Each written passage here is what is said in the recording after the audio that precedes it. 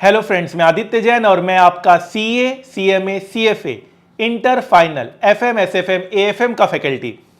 पढ़ाई तो अच्छे से हो रही है क्योंकि हमारा जो कवरेज रहता है 100% कवरेज रहता है और हमारा टारगेट रहता है 100% मार्क्स, और जो कि हमारे स्टूडेंट्स ने अचीव भी किया है। बट मैं देख रहा हूं कि बच्चे जो कुछ एक्स्ट्रा क्वेश्चंस आते हैं, प्रैक्टिकल ओरिएंटेड क्वेश्चंस आते हैं, या इंटरव्यू में, इंडस्ट्रियल ट्रेनिंग में जो क्वेश्चंस आते हैं उसमें वो कंफर्टेबल नहीं रहते, वो अपडेटेड नहीं रहते।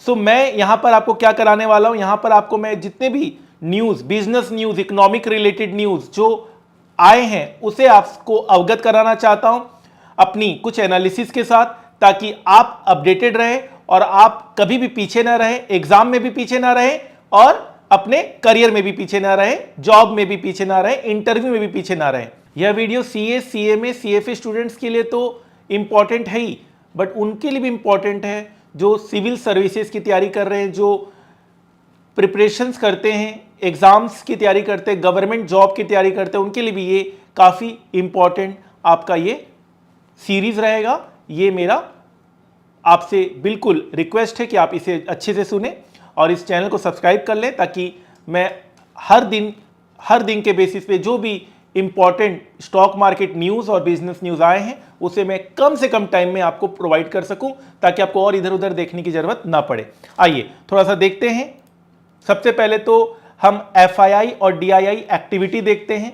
एफआईआई मतलब होता है फॉरेन इंस्टीट्यूशनल इन्वेस्टर्स और डीआईआई मतलब होता है डोमेस्टिक इंस्टीट्यूशनल इन्वेस्टर्स। तो देखिए साथ साथ हम लोग कुछ लर्निंग भी कर रहे हैं। तो आप देख सकते हैं 17 अप्रैल को एफआईआई ने ग्रीन मतलब इन्होंने बाई किया है, और यहां पर आप देखें डीआईआई ने कैश मार्केट में सेल किया है। एफ मतलब future and option derivative segment में एफआईआई ने भी बाई किया है और डीआईआई ने भी बाई किया है। अगर बाइंग प्रेशर रहता है, अगर बाई ज्यादा होता है तो ऑब्वियस ही बात है, इससे इंडिकेशन ये झलकता है कि stock market is on a rise. Fine, stock market में बाइंग प्रेशर ज्यादा है। FII, DI important institutional investors होते हैं जो मार्केट के रुख को बदलने में काफी हद तक सफल होते हैं। ठीक है।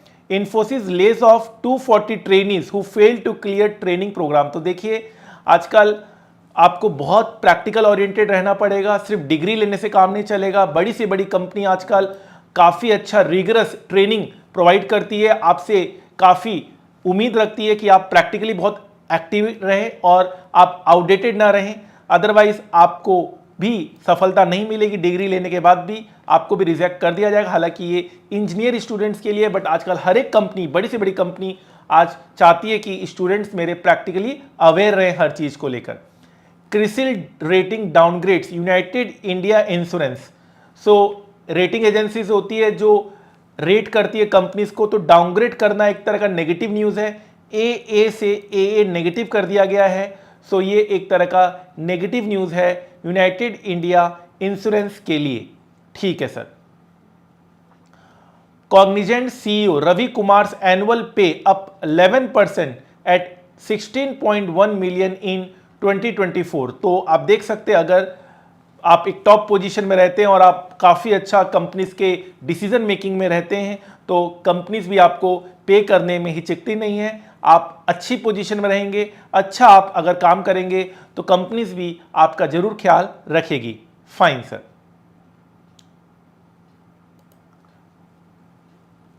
मोदी जी ने एलन मस्क से बात किया है, तो ये एक अच्छा न्यूज़ माना जा सकता है। एलन मस्क आप समझते हैं टेस्ला कंपनी के ये ऑनर हैं, और स्टारलिंक जो एक सैटेलाइट कंपनी है जहां पर एक इंटरनेट की फैसिलिटी प्रोवाइड करते हैं वो। तो ऑब्वियस सी बात है, अगर एलन मस्क का इन्वेस्टमेंट अगर इंडिया में आता है तो ये गुड न्यूज़ माना जाता है। फाइन।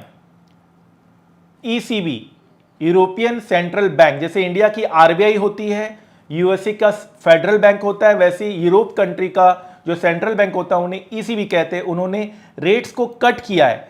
तो रेट्स कट किया है मतलब अब लोन लेना सस्ता हो जाएगा। तो ऑब्वियस ही बात है, यूएस की ट्रेड पॉलिसी वैसे ही काफ़ी फ्लैक्चुएट कर रही है, तो इन्होंने क्या किया है, लोअर किया है बोरिंग कॉस्ट, तो इससे लोन लेना ईजी हो जाएगा, लोगों को बिजनेस करने में आसानी होगी। Fine sir. Mastek reports 14% drop in Q4 profit. Mastek ने अभी अपना Q4 मतलब क्या होता है, क्वार्टर 4 की प्रॉफिट अनाउंस की है। 16 रुपए फाइनल डिविडेंड का अनाउंसमेंट किया है। 14% ड्रॉप इन प्रॉफिट ये किया है। Mastek is a listed company, आप देख सकते हैं इसकी मार्केट में लिस्टिंग है और इन्होंने अभी अभी अनाउंस किया है 14% drop in Q4 profit. Fine. Just dial ने भी अनाउंस किया है 36% rise in profit. Q4 means quarter 4। तो जस्ट डायल भी एक लिस्टेड कंपनी है, आप उसके प्राइस को देख सकते हैं। Just dial is a listed company, तो उन्होंने राइज इन प्रॉफिट रिपोर्ट किया है, 36% राइज इन प्रॉफिट रिपोर्ट किया है। फाइन। आईसीआईसीआई प्रूडेंशियल को 3.67 करोड़ का जीएसटी अथॉरिटी से टैक्स ऑर्डर मिला है। फाइन। टाटा एलेक्सी ने भी अपनी प्रॉफिट निकाली है, जहां पर उनकी प्रॉफिट 12.4% कम हुई है। 75 रुपीज़ का उन्होंने डिविडेंड अनाउंस किया है पर शेयर। उनकी फेस वैल्यू है 10 रुपीज़। ये सब चीज़ें हम लोग क्लास में भी पढ़ते हैं, इन सब चीज़ों का नॉलेज आपको होना चाहिए। Fine sir. इन्फोसिस ने उनके जो सीईओ हैं सलील पारिक, उनको 51 करोड़ रुपीस का ईसॉप ग्रांट किया है। आप देख सकते हैं, अगर आप टॉप में हैं तो डेफिनेटली कंपनीज भी आपको रिवार्ड करती है। फोन पे अब पब्लिक लिमिटेड कंपनी बनना चाहती है, आईपीओ रेस करेगी वो। अभी Paytm is a listed company but phone पे लिस्टेड कंपनी नहीं है। फोन पे अपनी लिस्टिंग की तैयारी कर रही है। IPO means initial public offer. ITC ने ऑर्गेनिक एफएमसीजी कंपनी 24 मंत्र ऑर्गेनिक को एक्वायर किया है 472.5 करोड़ में। तो आप समझ सकते हैं, मर्जर एंड एक्विजिशन भी हम लोग क्लास में पढ़ते हैं। सो एक अच्छी न्यूज़ है ये। आगे बढ़ते हैं। टीसीएस को आंध्र प्रदेश गवर्नमेंट ने 21 एकड़ ऑफ लैंड 99 पैसे में दिया है। सो आपको लग रहा होगा यार ये तो बड़ा ही सस्ते में मिल गया। सस्ते क्या, फ्री में मिल गया। गवर्नमेंट ऐसा क्यों करती है? गवर्नमेंट इसलिए ऐसा करती है कि उनके जो लोकल लोग हैं उनको मैन पावर मिले, बिजनेस बढ़े, इन्वेस्टमेंट बढ़े। तो इनसे गवर्नमेंट को ही फायदा है, टैक्स मिलेगा, बहुत सारे फायदा हैं। और टीसीएस इन्वेस्ट भी करेगी। Expected to invest 1370 crore. TCS इस लैंड में 1370 करोड़ इन्वेस्ट करेगी। तो डेफिनेटली ये एक तरह का फायदा स्टेट गवर्नमेंट को ही होता है अगर कंपनीज आती है और वहां इन्वेस्ट करती है तो। Fine sir, no problem at all.